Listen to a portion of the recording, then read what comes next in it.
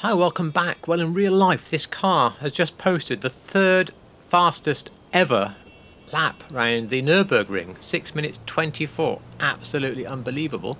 But that's when you highly develop a 2000 horsepower fully electric four-wheel drive hypercar. It's called the Lotus Evija X. So today we're going to build the Evija X on your Ocelot Virtue, and in no way is it too fast for me, and in no way did I lose control just then.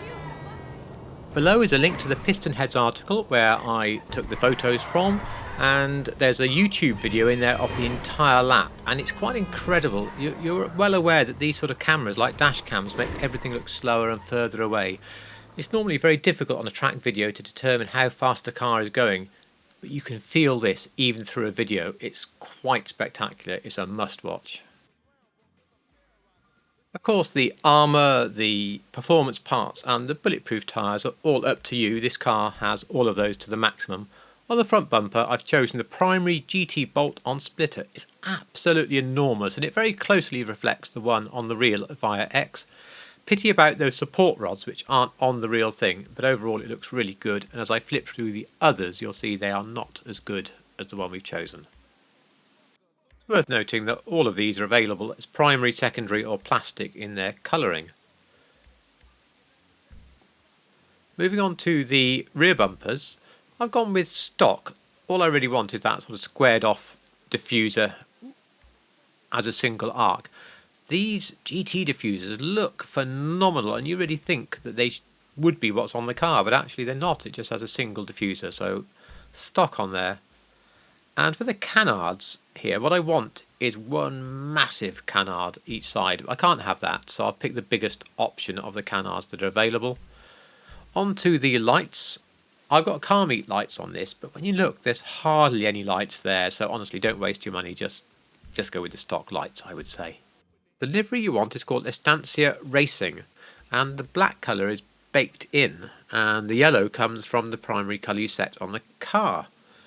So you can see here some of the other liveries that are available, the various racing stripe liveries, the diagonal, this classic one which more closely reflects the road-going Evijas, a couple of funny camouflages, and then back to the one we want to keep.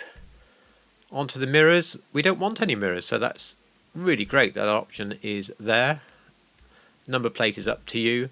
Rear canards on the sides here, hard to see with the black on black, but actually there aren't any really like that on the car that we're building, so they are none.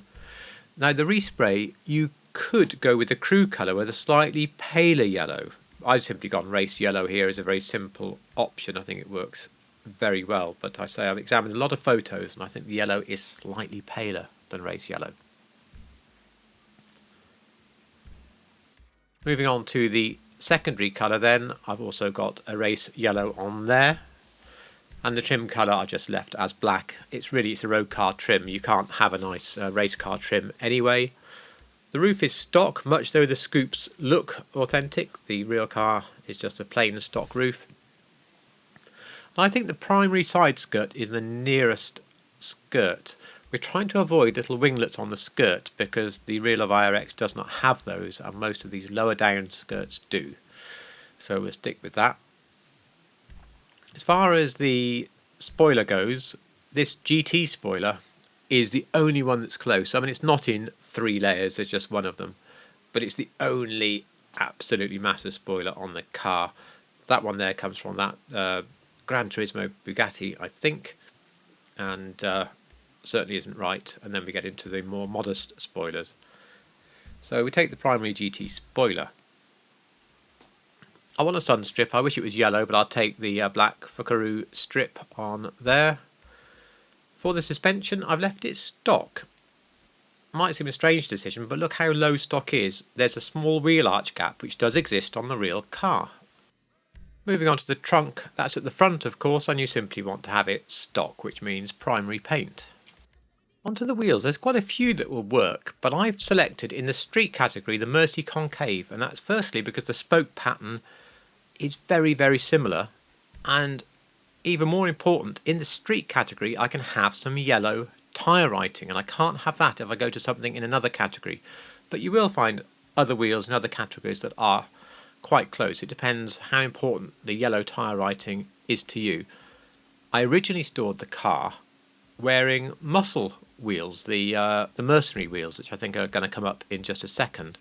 They give you that slightly fatter tyre, which is so popular on a race car. There we go. So they look quite authentic as well, but you can only have a white tyre writing on there. So of the two, I'm going for the lower profile and the yellow writing.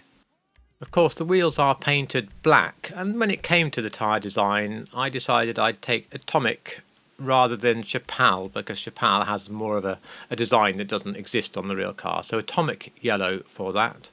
On the window tints, I can't see any on the photos, so I set it as 0. Of course, on a race car, and this is almost a race car, it's really a massively modified production car for records, but you wouldn't really expect them to put tinted glass on that anyway. So that completes the build of the Lotus Evija X. Well, there we go. I'm very pleased with the build of this car. Now, I've had the opportunity once to drive a few laps of the Nürburgring, and despite believing I'd learnt it on a game, it was still rather an eye-opening experience, and I imagine I was taking more than twice as long as this car to get round. And kudos to the driver of that lap. You have to watch it. It's absolutely incredible.